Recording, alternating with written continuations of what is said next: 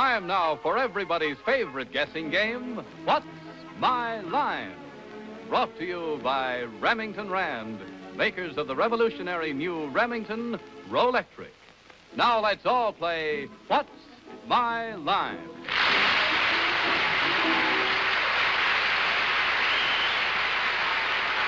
And now let's meet our award-winning What's My Line panel.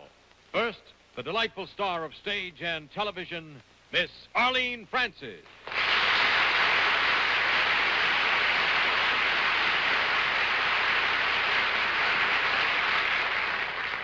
And now a gentleman who is giving a brilliant performance in the Broadway play Major Barbara, who's just finished a picture in Tokyo called Joe Butterfly, who is about to co-produce a play called Speaking of Murder. That's the longest commercial a man has ever had on our panel. And now you're going to meet our new panelist, Burgess Meredith.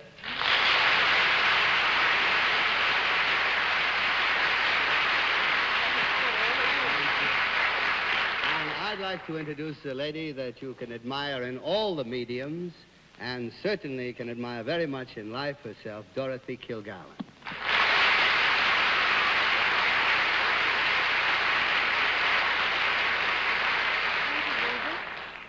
And we're very proud tonight because one of our panelists has hit the bestseller list again with a book called The Life of the Party, and a very funny one indeed. Who else but Bennett Cerf?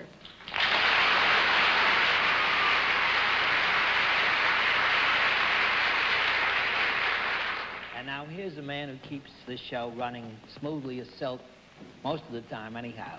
Our panel moderator, John Charles Daly.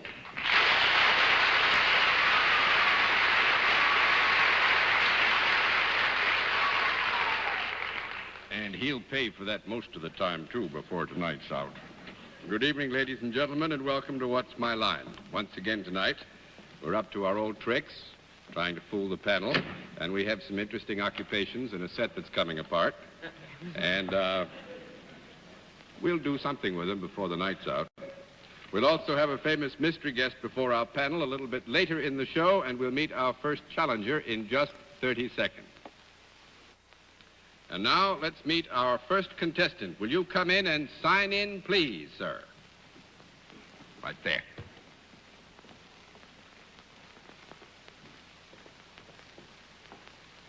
W.H. Brett, right, sir? That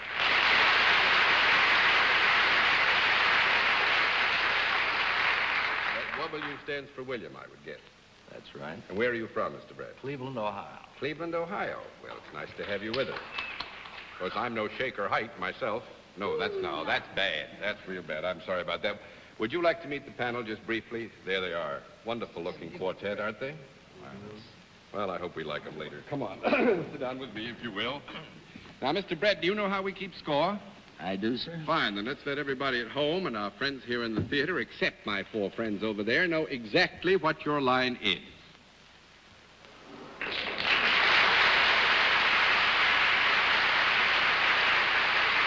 right, panel. Mr. William Brett, salaried. And let's begin the general questioning with Dorothy Kilgallen. Mr. Brett, you look rather intellectual. Would you say that your job was more brain work than physical? Yes. But with some hesitation? Well, modesty is, as you know, a splendid virtue. Do you work more indoors than out of doors? Yes.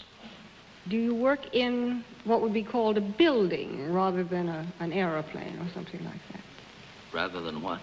Than an aeroplane or some other type of unusual enclosure? Yes. Do you by any chance work for a non-profit making organization? Yes.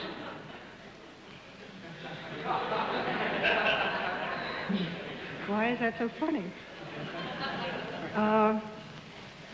Do you deal in services? No. Well, I would say this, if Mr. Brett would be willing to let me correct him, that we would have to accept under our term of reference that there is a service application here, and he does deal in a sense in a service, yes. Do you deal with both men and women? Yes. Could any of us on the panel avail ourselves of your services? Small conference.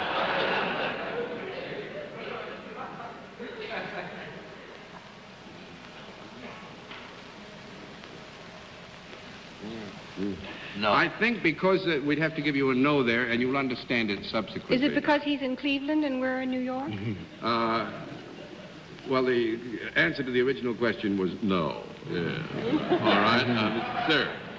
Mr. Brett, to pursue Dorothy's last line of inquiry, do you do whatever you do in or near Cleveland?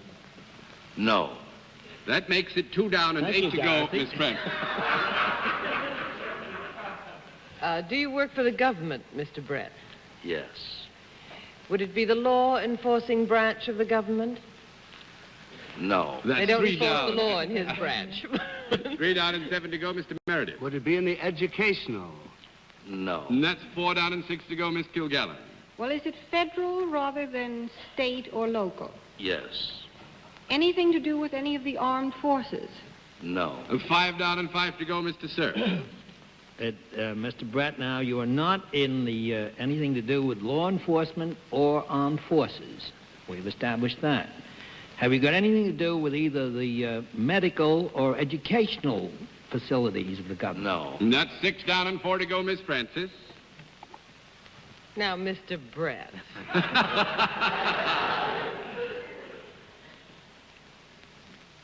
Do you hold an office to which you might be appointed? Yes. Do you wish you hadn't given me a yes? Dorothy felt something come over her. May I have a You may have conference to find 15 out what it seconds was? for, yes, Oh, 15 Arlene, seconds for a there's no conference. guarantee with this, but could he have anything to do with money, like the Treasury or the Mint or something like that? That's not law enforcement or education. It's only law enforcing if you lift some of it. Yeah. Well, do you have anything to do with the Treasury Department in any way? Yes. What could he do with the Treasury Department? A T-man. No more calls No. for conferences, please. Oh, all right. Would you not be considered a T-man? Would You not be considered a T-man? a T-man? Yes, I would not be considered a T-man, is what he's about to say. Yes, I would not be Uh-huh. considered a Thank team. you, Miss Francis. Do you work at the Mint itself?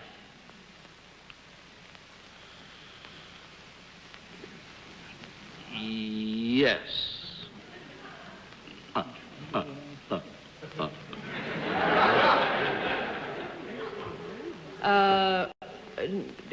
Do you work with Ivy Priest in any way?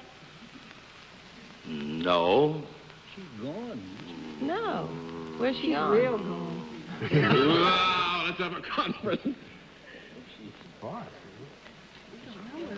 Secretary of the Treasury. Do we know that he works in Cleveland? I mean, Arlene, we don't want to Treasurer. mislead you. We would have to agree, since you have already adduced that Mr. Brett has a relationship to the Treasury Department and albeit to the Mint itself, that there is a mutual affinity of employment here involving Yes. this Oh, splendid yes. Miss Oh, I Priest feel that. we would Oh, have yes, to John. accept. I'm with you. Yes, yes.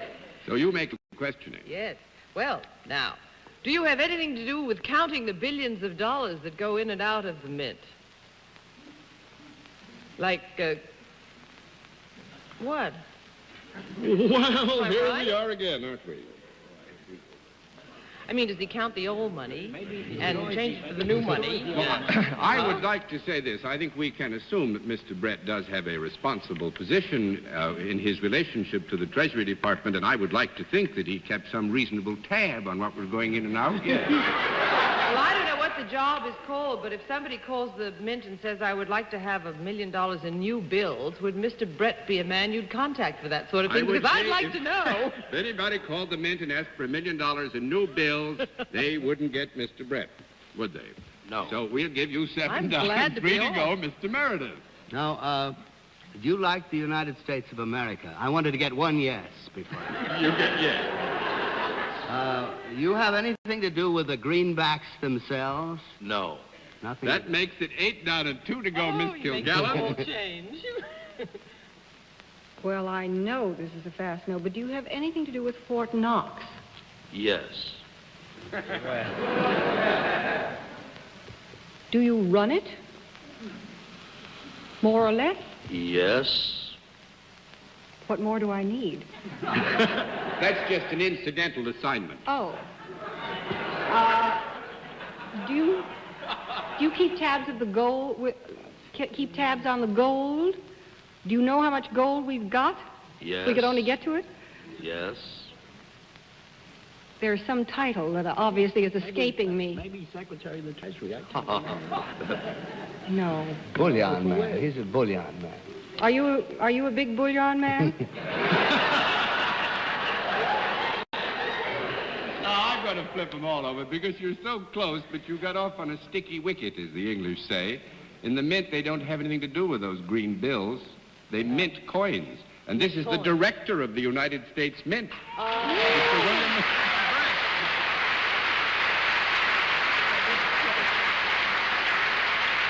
And I might say one thing, Mr. Brett is very sensitive about... I saw him for a moment before we came on stage. He said, you know, I really work for a profit-making organization. The Mint really makes money. How much money does the Mint make? Oh, we turn in from $24 to $75 million a year. To whom? As income. How do you do that? Oh, different friends. I think you've heard of seniorage in coin. Mr. Brett is going to pass among us with little samples. I tried to get some, Dorothy. No luck. No, well, the base metal that. content of the coins is often not in its individual price the full value of the face amount of the coin itself, so that there is Who makes the greenbacks? That's what... If the Mint does, Bureau of somebody... Engraving and printing. Oh. Manufacturing. Yeah, the Mint makes all the coinage. And I must say it's nice to know that Mr. Brett and Ivy Baker Priest, whom we're very fond of, who's been with us, take care of all our money. I feel much better about my money now. And thank you very much, sir, for being our guest. Nice to have you. All right, panel. We got you that time, but it was very close. Let's see what we can do about a second challenger. Will you come in and sign in, please? Right there.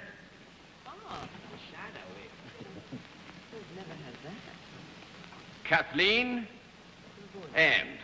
Kathleen and. Oh, no, that's not all, is there? There's more.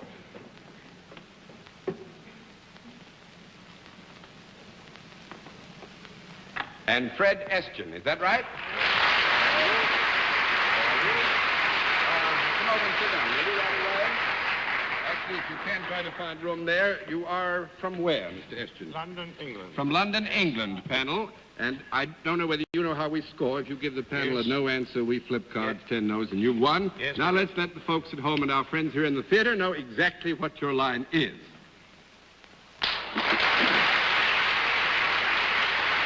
All right. Panel, Mr. and Mrs. Esgen are self-employed. Let's begin the general questioning with Bennett Cerf. Mr. and Mrs. Esgen, have you got anything whatever to do with the entertainment field? No. 1 down and 9 to go, Miss Francis. Would one say you were in trade, Mr. and Mrs. Esgen? Yes. Is there any product connected with this business? Well, there's a connected with it, yes. Yes, I think we'd agree with that. A useful product? It is deemed so by some.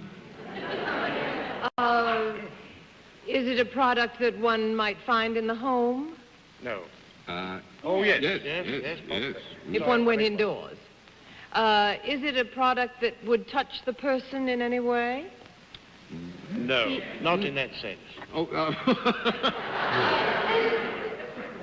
Yes. yes, I think Mrs. Esgen will... Yes. Says yes. It does touch the person. Yes. Uh-huh.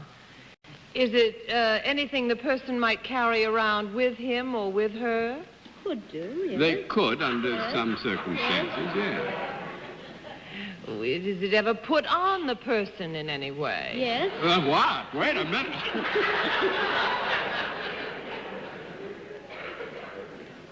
Wait, let's give him a no on that one.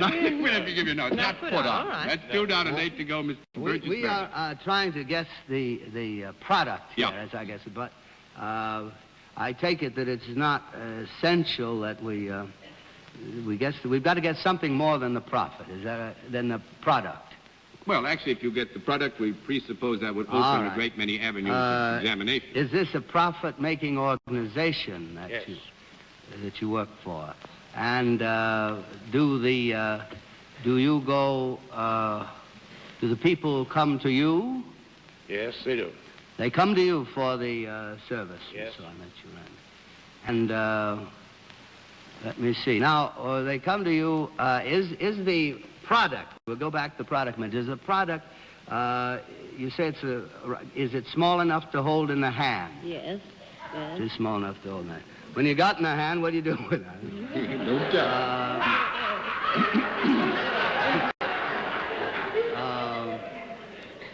Do you often carry it in the hand? Yes.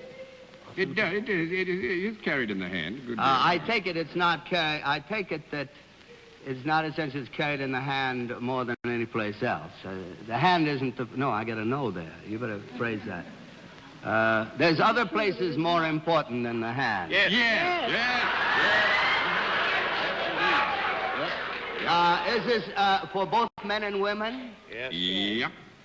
Let's see. How do you do it? Both men and women. Used by men and women? Mm-hmm. Above the belt? Yes.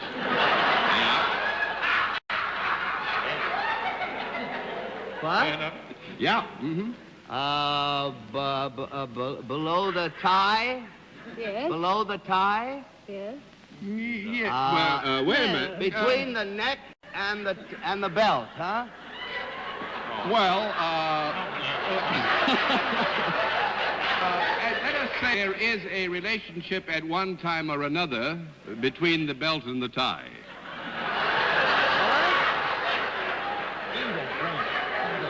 Is it, well, let's go, then it can be above the neck, too.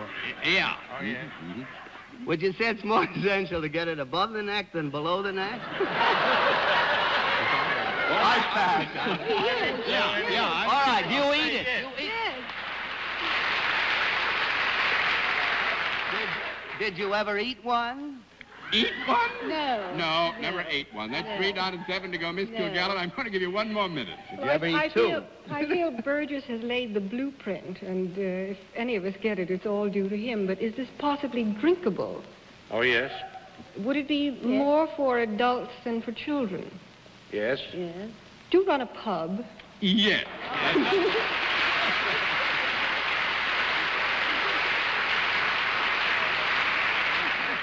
Well, we'll flip all these anyway. We had a wonderful time. I would say very quickly that Mr. and Mrs. Esgen run a pub in London called the Sussex. And pub comes from public house. Actually, it's a social center as much as anything. You serve only ale, I believe, don't you? Yes, it is. And they play snookers and darts. Darts and everything else, and- yes. Oh, yeah. Yes. So there we are.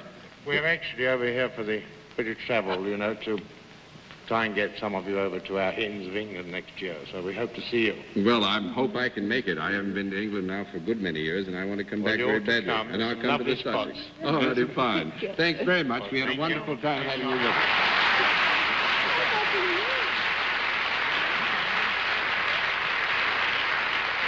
In just a moment, we'll meet tonight's mystery guest.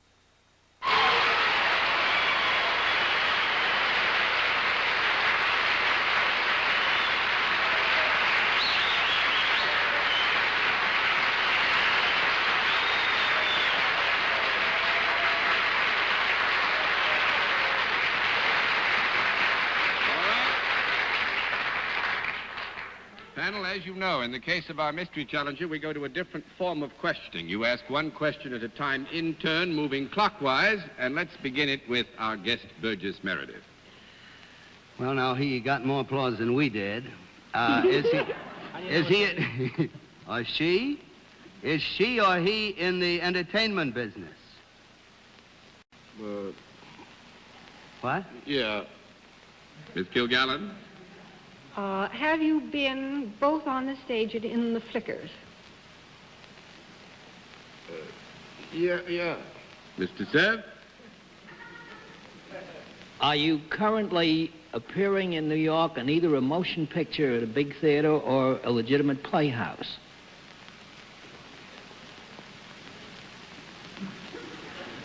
I don't hear a sound. It says that's 2 questions. Would you like to ask it one at a time?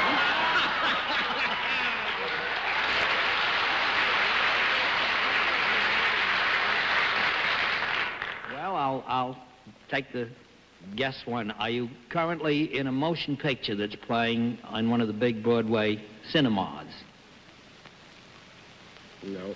That's one down and 9 to go, Miss Francis. Oh, well, that leaves the theater. Then instead of asking that outright, I'll ask you if you are in the legitimate theater as opposed to the musical theater. I didn't hear. You've got to stop grunting. Legitimate. What? Legitimate. Legitimate. Yes. Oh, good. Jolly good. Mr. Meredith? Are you in a straight show as against a musical show?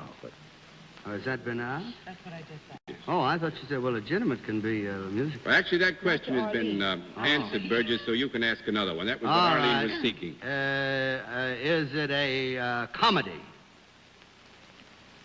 Yeah. Miss Kilgallen?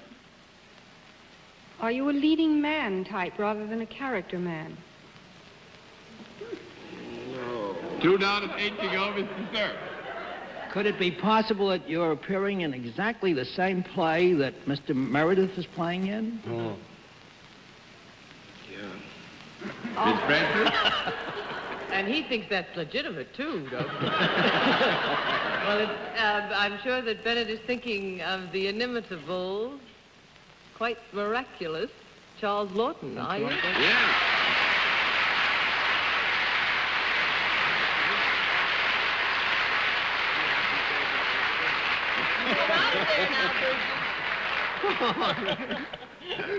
Oh, Burgess, I want you to meet Mr. Laughton, with whom you're playing. We haven't time for the first act now. I'm so happy to meet you.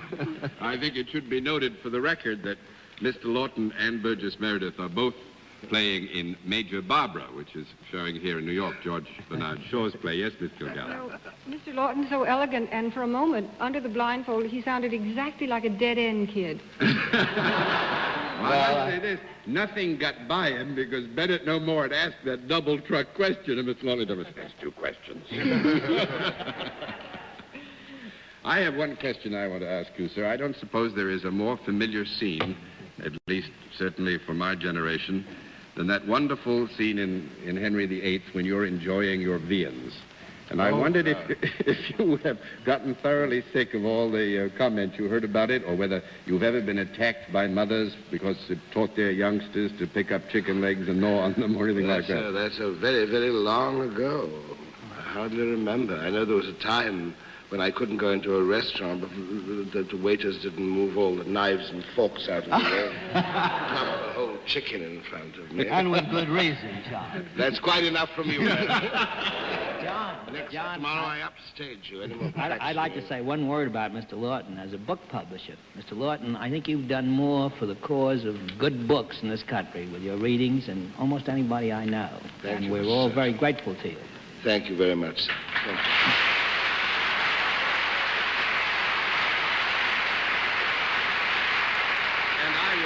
I thought you'd get me right out, of course. No. Now, that's where we get our splendid little pleasures out of having Burgess on, and then you see not have Burgess have any idea what's happening. I really didn't. I had no idea. You generally talk a lot louder than that, child. And on that on that happy note, sir, may I say we thank you very much for taking your time to be with us. It's honored.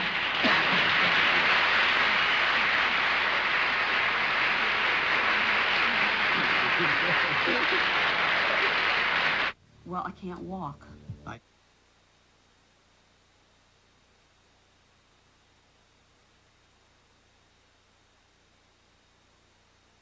Yes, it's been fun having you with us, but I must repeat, it's good fun to have had Mr. Laughton here and have you fooled completely by it. I certainly was. I hope you had fun being with us. Until next week, this is John Daly saying good night, Miss Arlene.